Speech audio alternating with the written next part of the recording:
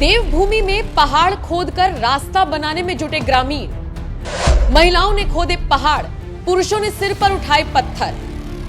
उत्तराखंड वालों का दर्द अजीत भारती को नहीं हुआ बर्दाश्त। धामी सरकार से की शिकायत तो तुरंत हो गया एक्शन।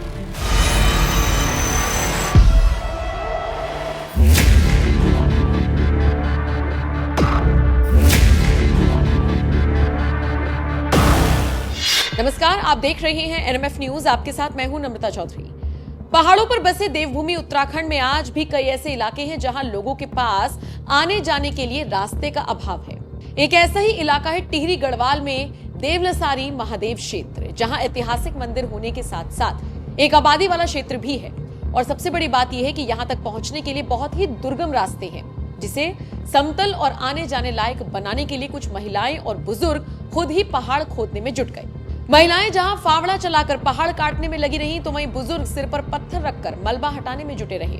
ऐसे आधुनिक समय में जब बड़ी से बड़ी मशीन लगाकर लंबी लंबी सुरंग खोद दी जाती है, तो वहीं उत्तराखंड में कुछ महिलाएं और बुजुर्ग खुद ही पहाड़ काटकर रास्ता बनाने में जुटे हुए हैं, जिनकी ये तकलीफ पत्रकार अजीत भारती से नहीं देखी गई। और उनकी समस्या को धामी सरकार तक पहुंचाने के लिए सोशल मीडिया पर किए गए एक ट्वीट में लिखा, प्रिय पुष्कर सिंह धामी जी, ये देवलसारी महादेव का क्षेत्र है। इस राह पर कोई पेड़ नहीं है कि पर्यावरण को नुकसान हो। फावड़ा चलाती किसी महिला का मायका उस पार है तो किसी बुजुर्ग के पोते का स्कूल है।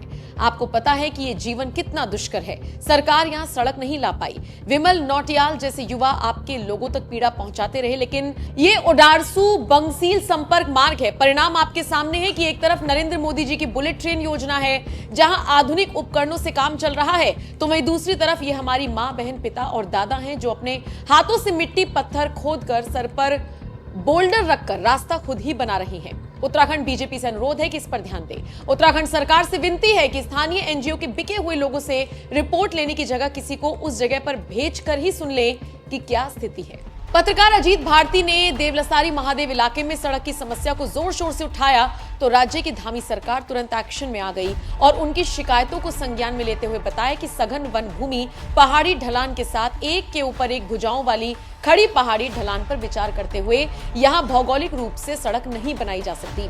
हालांकि इसके बावजूद अजीत भारती ने उम्मीद नहीं छोड़ी और धामी सरकार से सड़क बनाए जाने की मांग को दोहराते हुए लिखा, मुख्यमंत्री कार्यालय का आभार कि उन्होंने संज्ञान लिया। हालांकि यही उत्तर इस विभाग यानी कि पीडब्ल्यूडी से पहले भी दिया गया है।